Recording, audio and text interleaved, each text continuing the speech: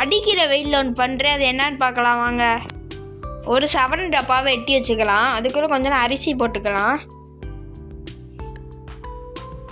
அடுத்து அதை தொங்க வைக்க ஒரு நீளமான கம்பு எடுத்துக்கலாம்.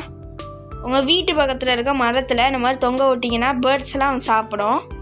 ஆனால் கம்பில் மாட்டிட்டு அதில் வச்சா கம்பில் உள்ளே போகவே மாட்டேங்கிச்சு. அப்புறம் எப்படியோ இது பண்ணி ஆட்டிக்கிட்டு எப்படியோ உள்ளே போக வச்சாச்சு.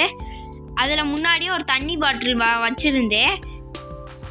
பேர்ட்ஸ்ன்னு பார்த்தா கடைசியில் அணில் தாங்க வந்து சாப்பிட்டுச்சு.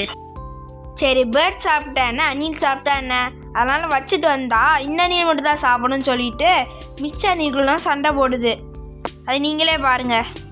நீங்களும் உங்கள் வீட்டு பக்கத்தில் இருக்க மரத்தில் இந்த மாதிரி ட்ரை பண்ணி பாருங்கள். அடுத்த வீடியோவில் பார்க்கலாம். பை.